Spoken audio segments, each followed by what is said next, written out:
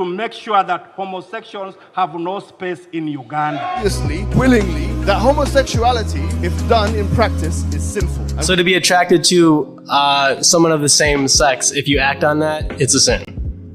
Hey you gay, अगर आपको ये सुनकर बुरा लगा तो आपको ये वीडियो पूरा देखना चाहिए। Hi friends, I am Satyeshu, let's start. USA ने 26 जून 2015 को सेम सेक्स मैरिज लीगलाइज किया है, लेकिन इंडिया में अभी भी ऐसा नहीं है। लेकिन 2018 में होमोसेक्सुअलिटी कोई निंदनीय चीज़ नहीं है, इसे कोर्ट ने माना है। बट फ्रेंड्स, एलजीबीटीक्यू कम्युनिटी के लोग आज भी बहुत सारे प्रॉब्लम फेस करते हैं, और उन सभी प्रॉब्लम्स में सबसे बड़ी वजह है नॉट एक्सेप्टेंस। डिस्क्रिमिनेशन की वजह से उनको मेंटल हेल्थ प्रॉब्लम होता है, उनके अपने लोग उनको नहीं अपनाते। पता है, टीनेज सुसाइड में 30% गे और लेस्बियन होते हैं। दोस्तों, कुछ महीने पहले मुझे भी गे लेस्बियन से चिढ़ होती थी। ऐसा लगता था वो कुछ अच्छा नहीं कर रहे हैं, उन्हें अपनी सोच बदलनी चाहिए, उन्हें अपनी सोच बदलनी चाहिए। But what if loving someone is not a choice? Male और फीमेल के अट्रैक्शन की मेन वजह क्या है? Obviously hormones. दोस्तों, ये हार्मोन्स ना सिर्फ जेनेटिक ऑर्गन बनाने के लिए जिम्मेदार है, बल्कि ये हमारे ब्रेन को भी मस्कुलाइन और फेमिनाइन बनाता है। जो मस्कुलाइन ब्रेन है वो मेल को ड्राइव करता है फीमेल की तरफ अट्रैक्ट होने के लिए, उसी तरह जो फेमिनाइन ब्रेन है वो फीमेल को ड्राइव करती है मेल की तरफ अट्रैक्ट होने के लिए। But here is the twist, हम पैदा लड़के के रूप में होते हैं।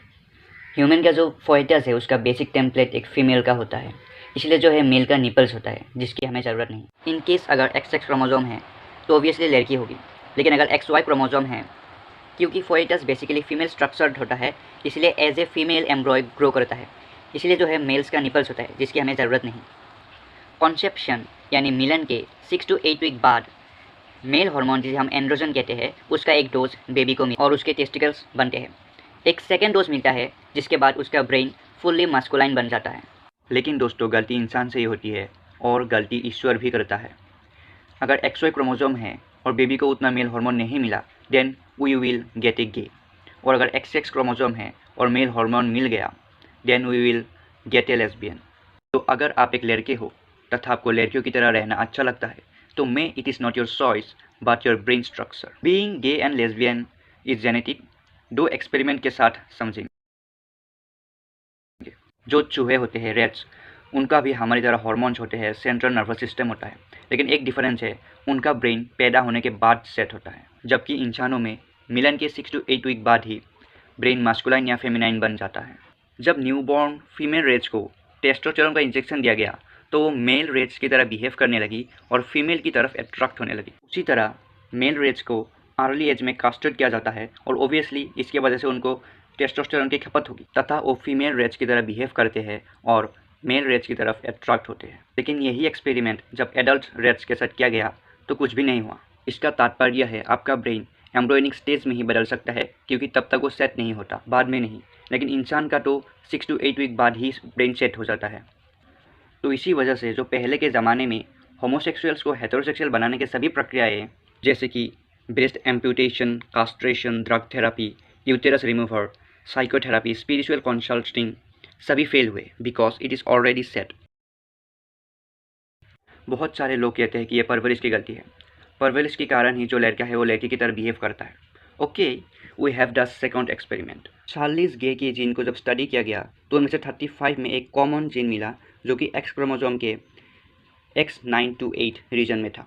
टेक्निकली इसे हम गे जीन कह सकते हैं। एक्सपेरिमेंट था कि जो ट्विन ब्रदर्स है जिनमें ये जीन था, उनको पैदा होने के बाद ही अलग अलग कर दिया गया। तो अगर ये परवरिश की गलती है तो दोनों ट्विन ब्रदर्स बिल्कुल अलग अलग होंगे, एक गे बनेगा और दूसरा नहीं। लेकिन उन ट्विन्स में 50% दोनों ही गे बने थे, और बाकी के 20% अपने को हेटेरोसेक्सुअल बोलते तो है, लेकिन हो सकते हैं कि वो बाइसेक्सुअल थे, जबकि वो दोनों भाई अलग अलग परवरिश में बड़े हुए थे। आप सोच रहे हैं बाकी के 30% का क्या हुआ? अच्छी परवरिश की वजह से वो सुधर गए? नहीं, बिल्कुल नहीं। जीन्स का एक प्रॉपर्टी है पेनेट्रेंस, मतलब वो कितना इफेक्टिव है। जैसे कि वायरस में कोविड हो गया तो कितना चांसेस है कि मरेगा, उसी तरह जीन का भी होता है कि वो कितना इफेक्टिव है और क्या वो डोमिनेंट जीन बनेगा।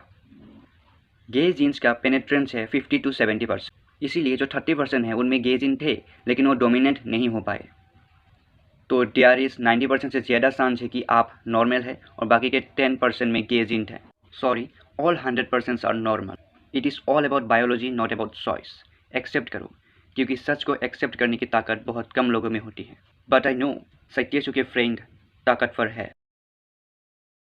दोस्तों, इसमें गलती हार्मोन्स की है। जब एक प्रेग्नेंट माँ डिप्रेशन में होती है तो टेस्टोस्टेरोन लेवल डिस्टर्ब होता है। कुछ मेडिसिन भी इसमें शामिल है, जिस वजह से जो बेबी है वो गे या लेस्बियन होता है। So stop blaming my LGBTQ friends.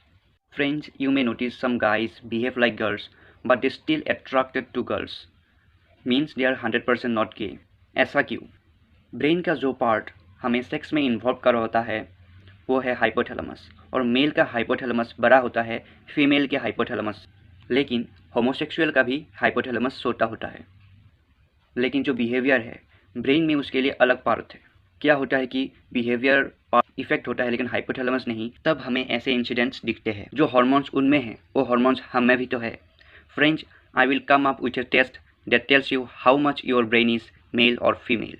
Okay, I love you, मिलते हैं।